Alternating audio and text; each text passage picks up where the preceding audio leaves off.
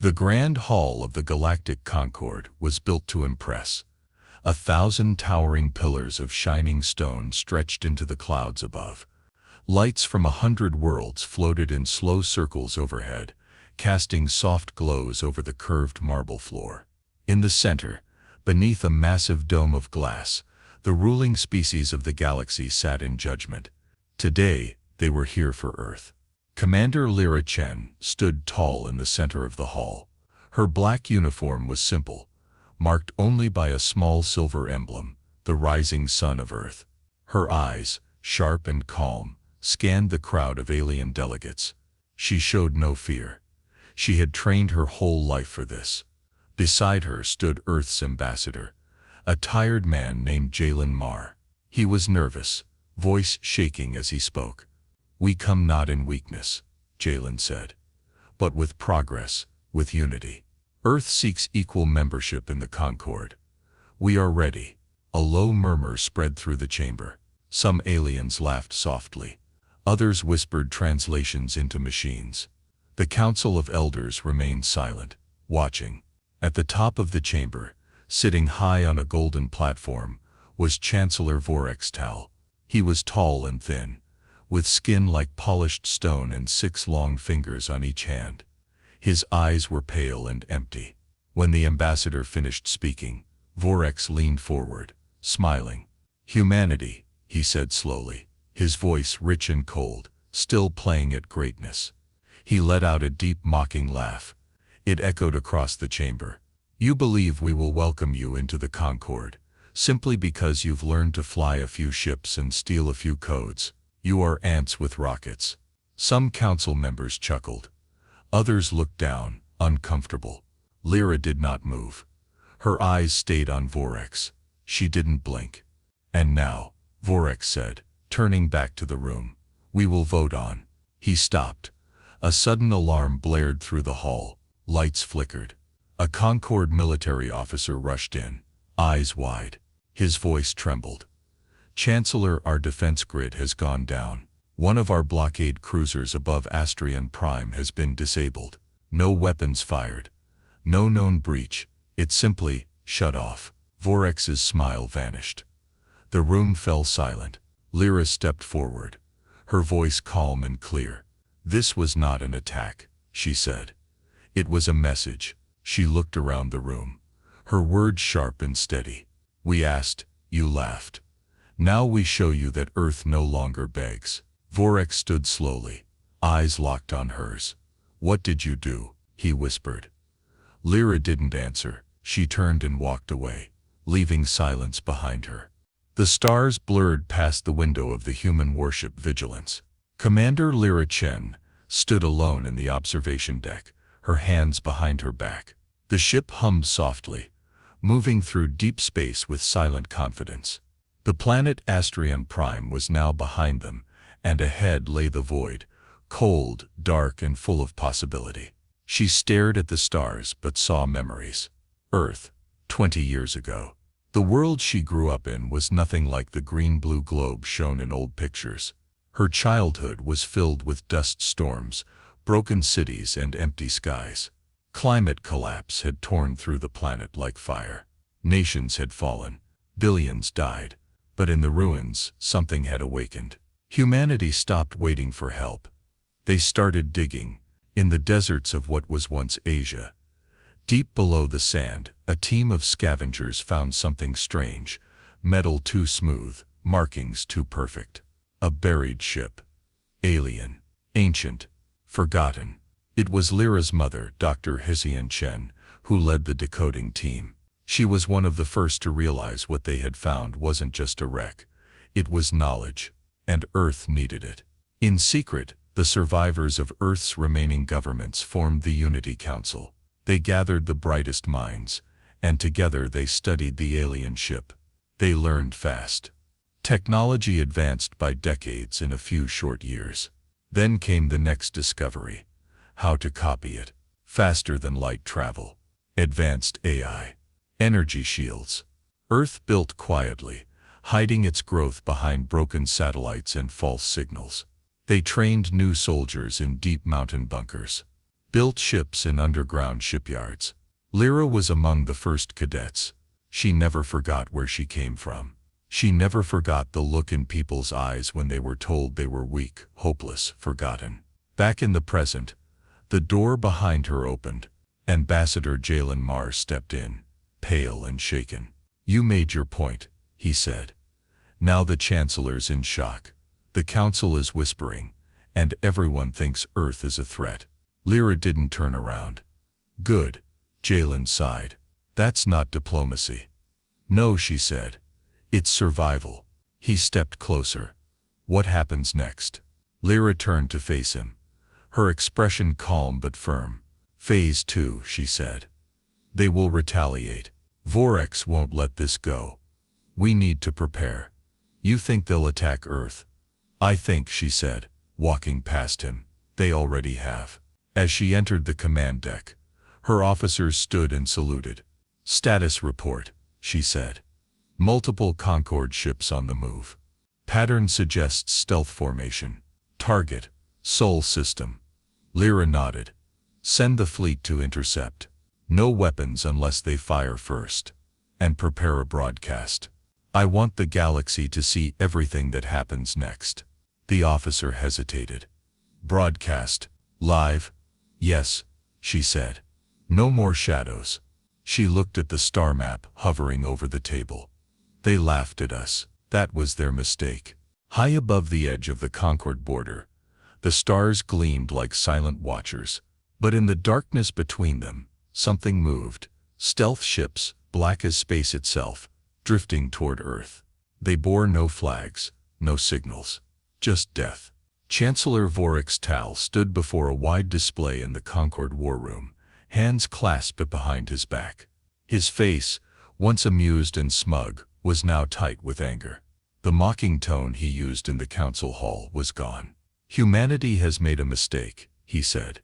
"They believe technology makes them powerful, but they are still wild animals, dressed in stolen armor." Around him, Concorde generals nodded, silent, waiting. "Send the strike team," Vorex said. "No survivors, no transmissions." The command was given, but far away, aboard the human warship Vigilance, Commander Lyra Chen was already waiting. Her officers stood ready, watching silent alerts flash on their screens. "3 Concorde vessels approaching Sol system," reported Lieutenant Hannon, "all using stealth drives. No ID signals. They think we don't see them." Lyra nodded. "We see everything." She had expected this move. Vorex would never let humiliation stand. He would send a strike team, quiet, quick, deadly. It was the Concorde's old way of silencing upstarts, but Earth was no longer blind. Lyra stepped onto the command platform. "Deploy the shadow net," she ordered. Dozens of satellites hidden along the solar border came to life. Their sensors lit up, piercing through the Concorde stealth systems. For the first time, Earth's new tech revealed Concorde ships in motion, clear as day. The enemy didn't know they'd been seen. "Ready Interceptor Wing Alpha," Lyra said. "No lethal force. We intercept, disarm, and expose them." "Ma'am," Hannon asked. "You're letting them live?" Lyra's eyes were steady. "Yes. The galaxy needs to see who the real aggressor is." Outside, Earth's interceptors launched silently. Sleek black ships, small but fast, moved like shadows through space. As the Concorde ships reached the edge of Earth's system, alarms rang inside them. "We've been marked," one of their captains shouted. Before they could react, Earth's interceptors surrounded them. Lock-ons beeped. Shield signatures flared. One by one, the Concorde ships powered down, caught off guard. Lyra opened a channel, broadcast to every major news feed across the Concorde. "This is Commander Lyra Chen, of Earth," she said. "We intercepted 3 unauthorized Concorde vessels, attempting to enter our system under stealth. No warning, no communication, no legal order." The images spoke louder than words. Clear footage of Concorde ships preparing for attack, caught mid-mission, exposed. This was not a patrol. This was a strike. Across the galaxy, billions watched. In markets, in homes, in streets. Citizens of every species turned to their screens.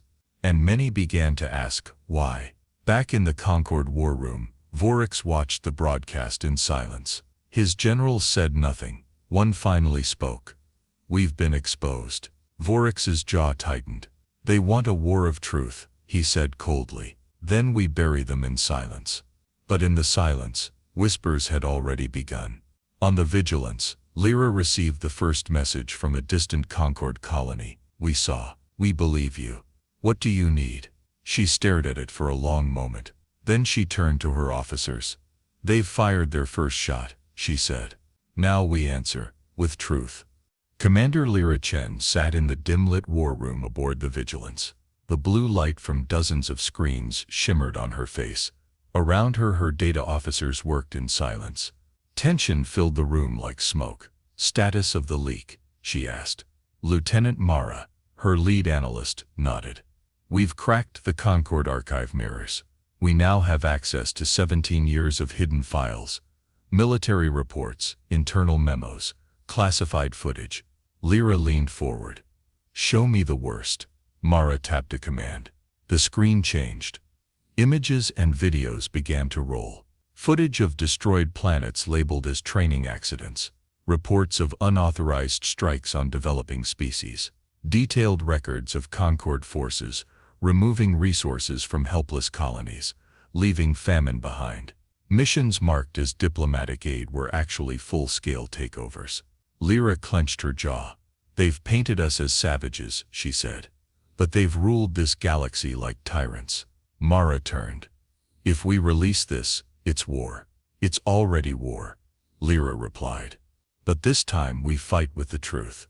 She stood and walked to the center console. Prepare the data package. Translate it into the major Concord languages. Add timestamps, source codes, and all verifiable metadata.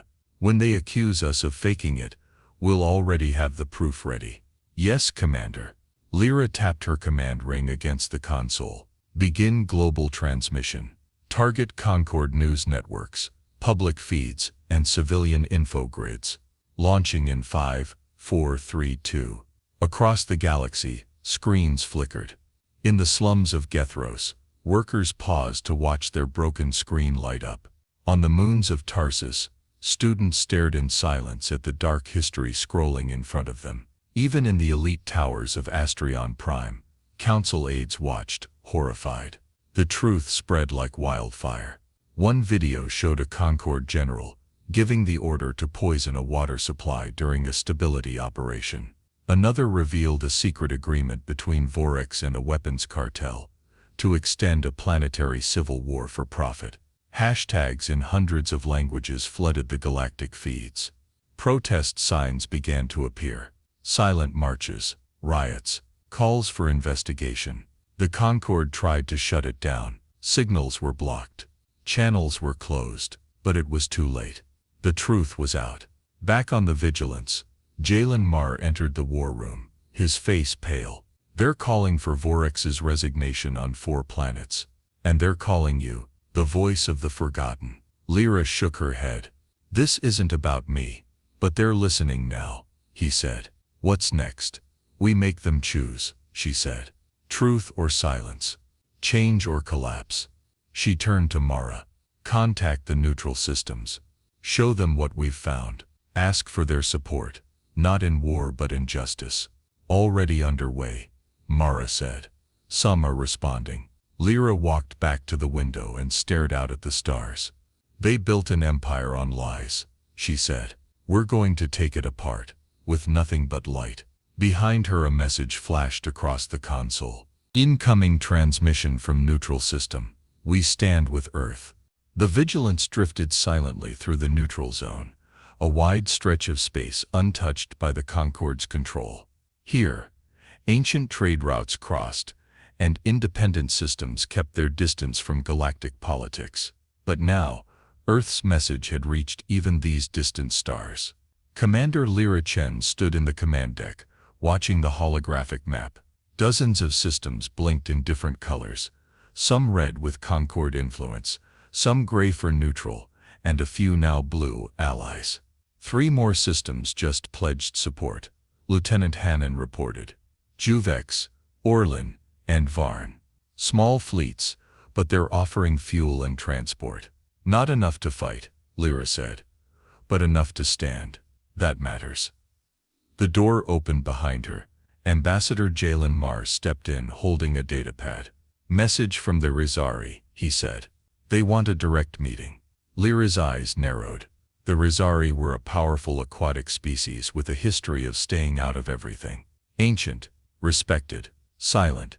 If they were speaking now, it meant the galaxy was truly shifting. When? She asked. Now. The meeting took place aboard a neutral station called Nethros Hold. It floated near the gas giant Lernus, its structure like a great wheel of iron and glass. Inside, the air was cool and still, a perfect place for quiet decisions. Lyra entered the circular council room, where pools of water shimmered beneath the floor. The Rizari delegation sat partially submerged, their long, scaled forms elegant and still. Their leader, Staddle, raised his head to speak. We remember Earth, he said slowly. His voice was deep and watery. You were once loud and broken. Now you are quiet and clear. Lyra gave a respectful bow. We've changed. We had to. You showed us the hidden truth, Staddle said. Many of us suspected, but none dared reveal it. The Concord punished those who asked too many questions. We don't want war, Lyra said. But we won't go back to silence. Staddle tilted his head.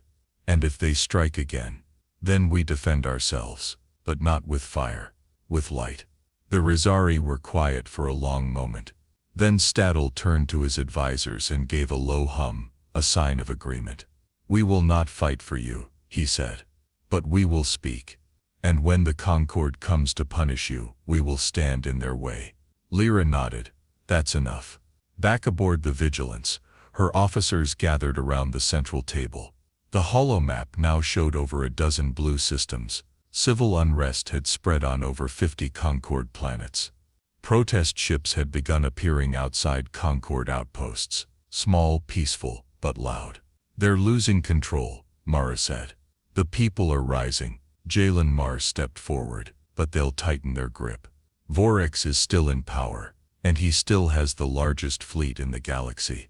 Lyra studied the map, thinking. No more speeches, she said. No more signals. It's time to face him. She pointed at Astrion Prime, the capital. Prepare a message. Request an emergency hearing. I'll go alone. Jalen's eyes widened. You'll be surrounded. Yes, she said. But I'll be heard. He made the galaxy watch when he laughed at us. Now they'll watch when he tries to silence me. She turned to the crew. Set course for Astrion Prime. As the stars shifted on the screen, Lyra stood tall. We've lit the fire. Now we walk into it. The Vigilance approached Astrion Prime under full watch. Hundreds of conquered ships followed its every move, their weapons ready but silent. No shots were fired. Not yet. Lyra Chen had come alone, just as she promised. No fleet, no threats. Just a single ship carrying truth. In the heart of the galaxy's most powerful planet, the Grand Council Hall stood like a mountain of glass and steel. It was the same place where Chancellor Vorex Tal had once laughed at humanity. Now, it was packed with delegates, reporters, and guards. The galaxy was watching. Commander Lyra walked through the main doors, calm and unarmed. Her black uniform was spotless. Her eyes were steady. The council was already seated. Cameras floated above, capturing everything. The air buzzed with tension. Chancellor Vorex sat high above the floor, his face cold and unreadable. He didn't smile this time. You return, he said, voice sharp. Alone. Why? Lyra stepped forward. Her voice was clear. I came to finish the sentence you started. Gasps echoed in the room. Vorex's eyes narrowed. We gave you a chance, he said.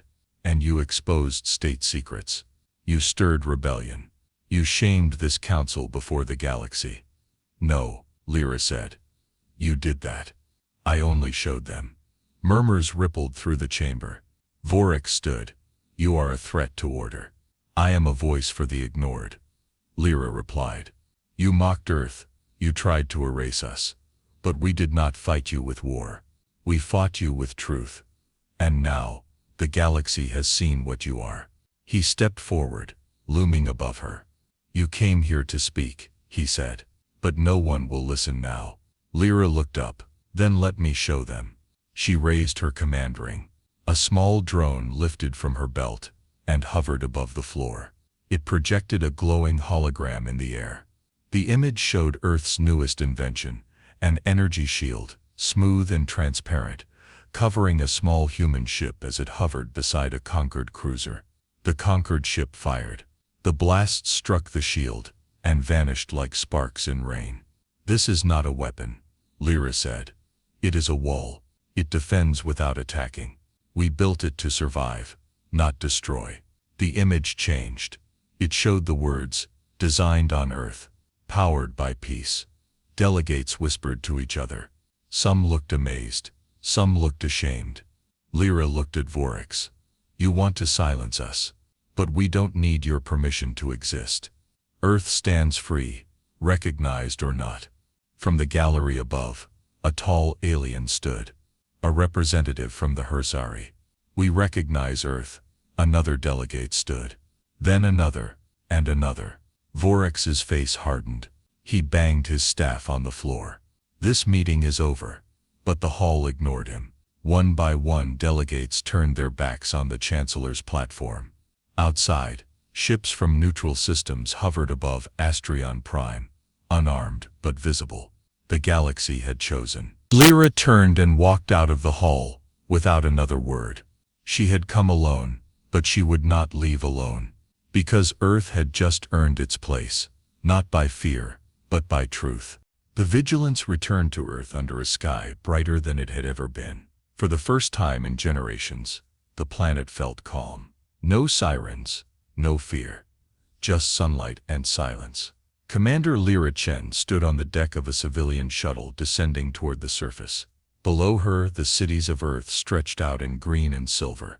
The old ruins were still there, cracked towers and broken highways, but new structures stood beside them.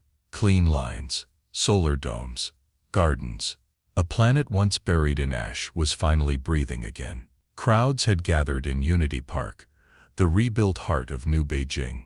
Flags from newly allied systems fluttered beside Earth's banner. People from every continent had come to see the moment for themselves.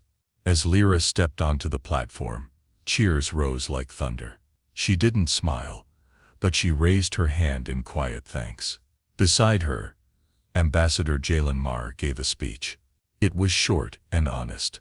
We asked for a voice, he said.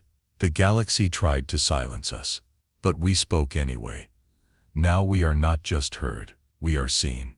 The crowd roared. Lyra stepped forward, taking the microphone. Her voice was soft but strong. This isn't the end, she said. It's the beginning. Earth didn't rise by building walls. We rose by standing together, and we'll stay strong by remembering where we came from. She paused, looking out at the people. Stay awake, stay brave, and never forget. They laughed, but we finished the sentence. After the ceremony, she walked alone through the park, where there was once a crater.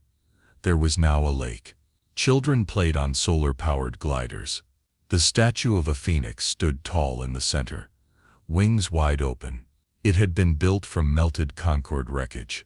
Lyra sat on a bench near the edge of the water. She didn't need applause. She didn't need medals. She just needed to breathe. A soft breeze moved through the trees. For the first time in her life, the world felt whole. A voice crackled softly in her earpiece. Commander, message from the Risari. They've invited Earth to join the Galactic Accord. A new council. Equal seats. Lyra smiled faintly. Tell them we'll bring a chair. She looked up at the sky, clear, blue and open. No more begging. No more hiding. Earth had arrived.